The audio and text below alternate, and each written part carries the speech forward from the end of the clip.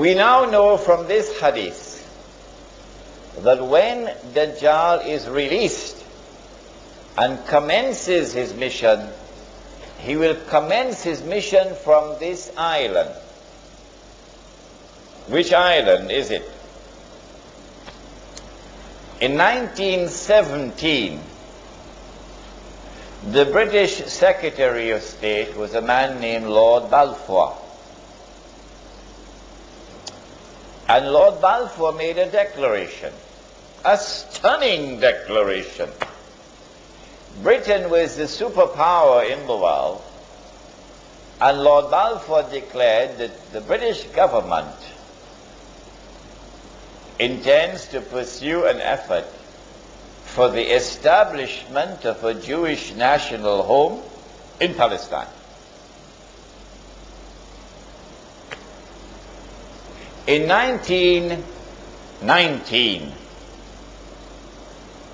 a British general led an army which defeated the Turkish army, and from a Jewish perspective liberated Jerusalem and liberated the Holy Land. And then Britain became the power which controlled the Holy Land. The League of, in those days you didn't have the United Nations, you had the League of Nations. And the League of Nations conferred upon Britain something called mandate power. So Britain was the mandate power who controlled the Holy Land. Britain controlled the Holy Land from 1919 until 1948. In 1948, Britain acted as the midwife for the baby to be born. The baby, of course, was the state of Israel. In consequence of all of this, I have come to the conclusion that the island was Britain. And so when Dajjal was released and commenced his mission to deceive Banu Israel and to deliver to them what would appear to be the return of the Golden Age, it is from Britain that he commenced his mission. But if there's anyone who differs with me, then I'll have to invite them to tell me, you tell me which island it is. You cannot just differ with me without telling me which island is it. Because the hadith is there in Sahih Muslim. You've got to deal with the hadith. During the time that Dajjal was launching his attack from Britain, the Holy Land was liberated of non-Jewish rule. During the time that Britain was hosting Dajjal, the Jews came back to the Holy Land. And during the time that Dajjal was launching his attack from Britain, the state of Israel was restored. 3 out of 4 already delivered. And in all of this, the overwhelming majority of Jews have been absolutely convinced that all of this represent blessings from Allah. That Allah is validating the Jewish claim to truth. That Allah is fulfilling His promise to Banu Israel. Now comes a little more difficult part. It was fairly simple to identify the island of Britain.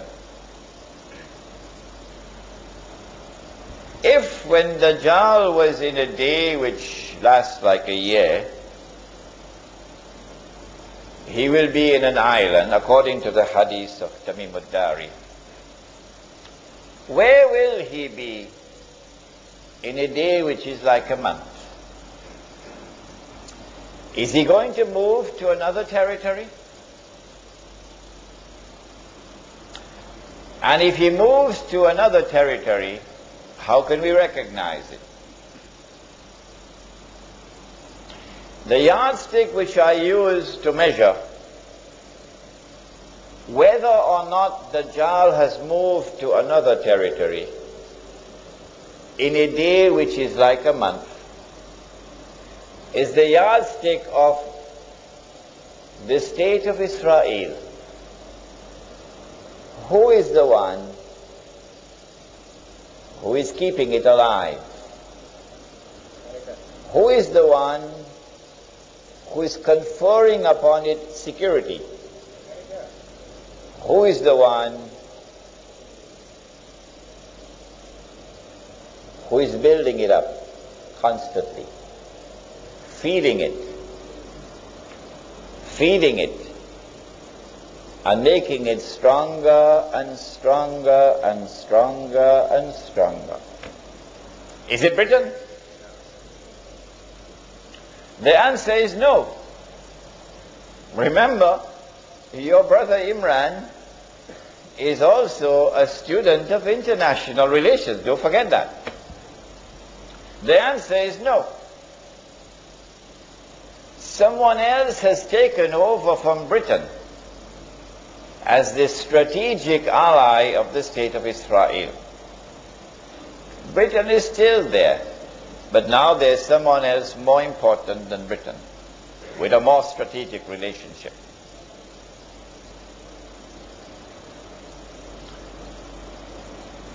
The United States of America is without any question whatsoever the most important strategic ally of the state of Israel in the world today. Without any question whatsoever. The United States of America is the country which is supporting Israel with the greatest amount of financial assistance and material assistance. The United States of America is the country which has a strategic military alliance with the state of Israel. And so, I have come to the conclusion that Dajjal in a day which is like a month is no longer in Britain. Britain now has to give way to another country. Britain was the superpower. Britain was ruling the world. But now another country mysteriously, strangely, inexplicably takes over from Britain as the ruling power in the world and the strategic ally of the state of Israel. This is the United States of America. When did it happen? Now we're going to test your knowledge of international affairs. When did it happen? I think you would agree with me, number one, that the Second World War would be the turning point, clearly. Because in the Second World War, all the Allied troops on the continent of Europe, which were fighting Hitler, were under one command. Was it a British general? Huh? No. Who is it? General Eisenhower, an American general. And so here is tangible evidence that the United States has now taken over from Britain as a senior partner. Evidence number two. At the end of the Second World War, in 1945,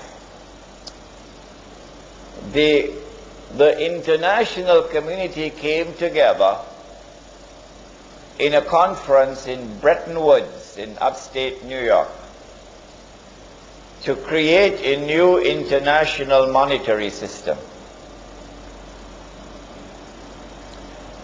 Prior to this, Britain, London, was the financial capital of the world. Ever since the Bank of England was established maybe 200 years earlier, London was the financial capital of the world. And the ruling currency in the world was the British sterling pound. His Majesty the sterling pound. But now at Bretton Woods something strange happens. The Bretton Woods Agreement confers upon the US dollar the status of the ruling currency. And the Bretton Woods Agreement confers upon Washington the status of the financial capital of the world. Because the International Monetary Fund is now located in Washington. The British didn't like that at all. The World Bank is located in Washington. The British didn't like that at all. So here is the second tangible evidence that Britain has now conceded and the United States has now taken over as the ruling power in the world. And then came a third and even more dramatic evidence. In 1956, Gamal Abdel Nasser replaces Muhammad Naguib as the president of Egypt. Shortly after that, same 1956, he nationalized the Suez Canal. Who built the Suez Canal? The French. Ferdinand de Lesseps was the French engineer. And then the French and the British came together in a joint control of the Suez Canal. Gamal Abdel Nasser nationalizes the Suez Canal, removes the French and British troops which were there, and Egyptian troops now take control of the Suez Canal. This is as plain and as clear an act of defiance and of confrontation with Britain as you could possibly find. In order for Britain to have any vestige of a claim to be a superpower, Britain has to respond, must respond. Well, what Britain did was, strangely, mysteriously, Britain kept the United States out. And the British and the French joined with Israel. And these three countries invaded Egypt. They landed in Suez and they took control of Suez. And the Israeli army swept through the Sinai Peninsula and took control of the whole of Sinai. And the Israeli army reached to the Suez Canal.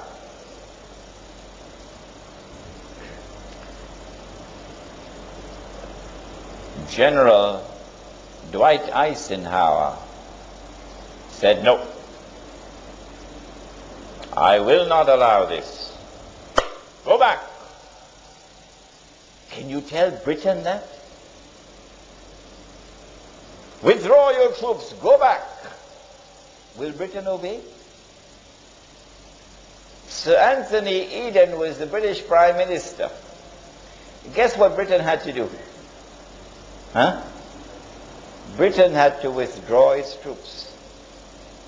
And France had to withdraw its troops. And the state of Israel had to withdraw its troops back to Israel. Because the American president said, "No, I will not permit it. Go back." So here you have the third, the most dramatic of all evidence, that the United States of America has now taken over from Britain as the ruling power in the world. And that the United States of America still has this strategic relationship with the State of Israel. I have taken pains to mention dates because I want you to calculate. That was a day like a year, and this is a day like a month. What comes after this? Now is the time you have to think.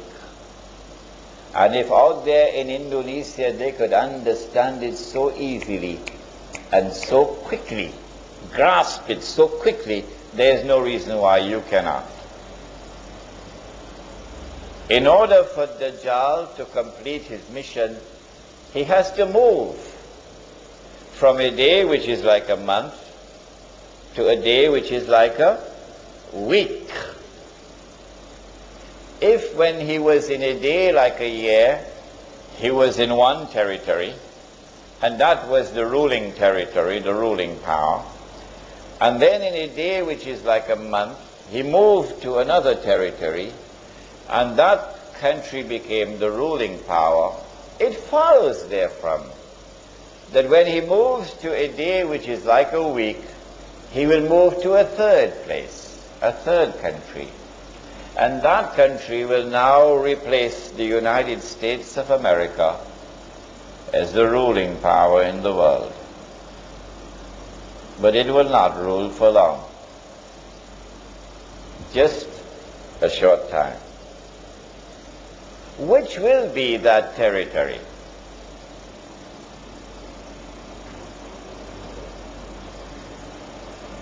China? Ready? You think so? Anybody else? Israel, of course.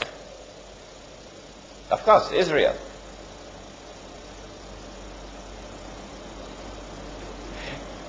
The state of Israel already has, or has been given by the United States, thanks to people like Jonathan Pollard,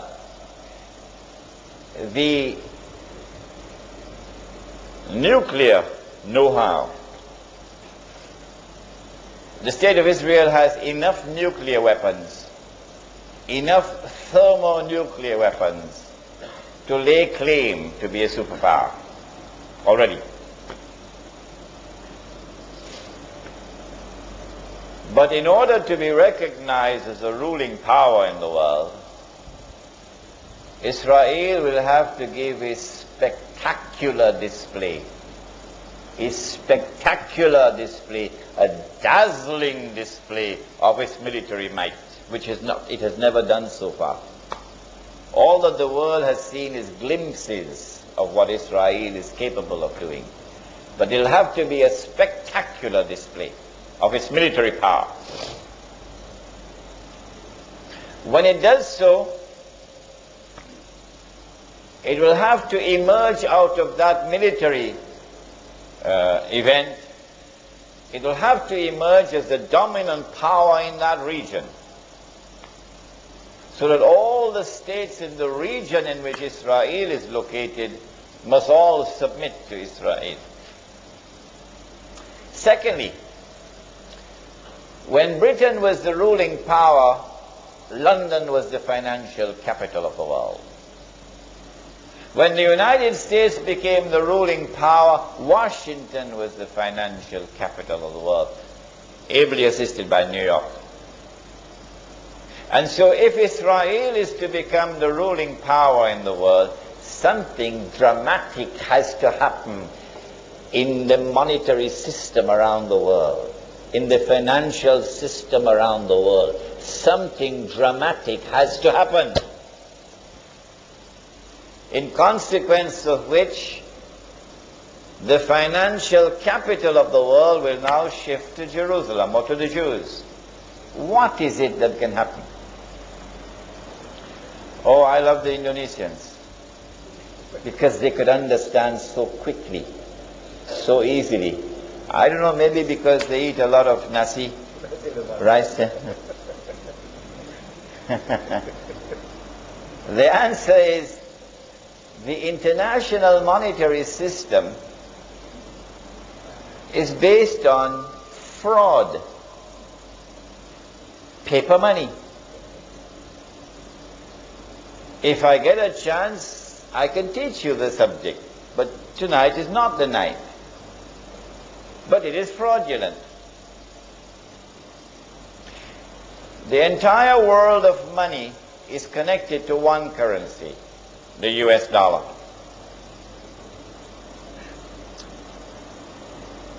The Indonesian rupiah can fall, and it will cause ripple effect on neighboring countries and so on, but it wouldn't bring down the world. The Turkish lira could be ready for Salatul Janazah, which is almost what is happening now. Turkish lira. But it would not bring down the world of paper money. But if the US dollar collapses, then it will bring down the entire system.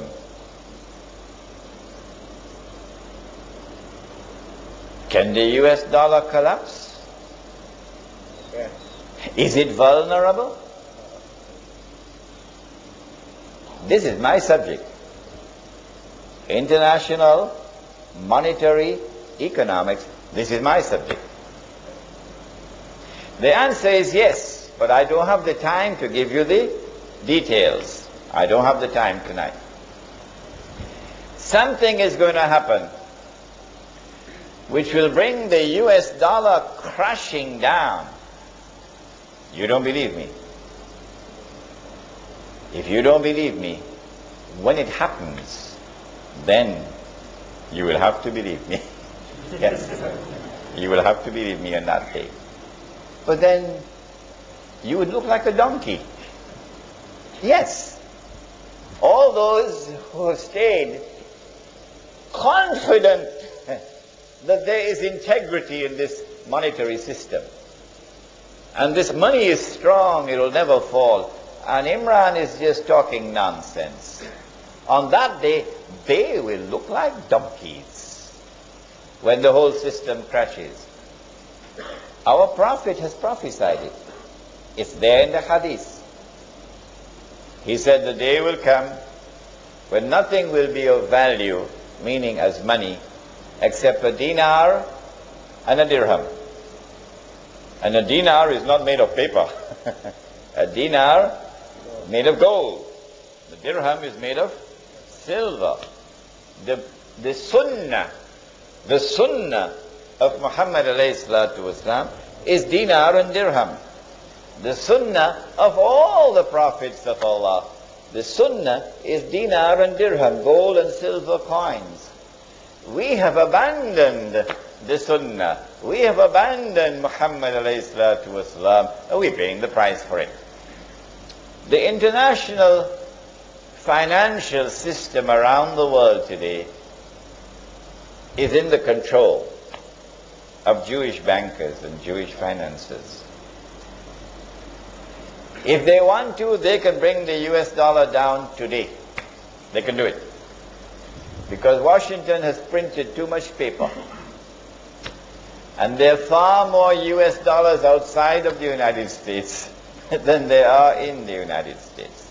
It's entirely fraudulent. If I were to do it, they'd put me in jail.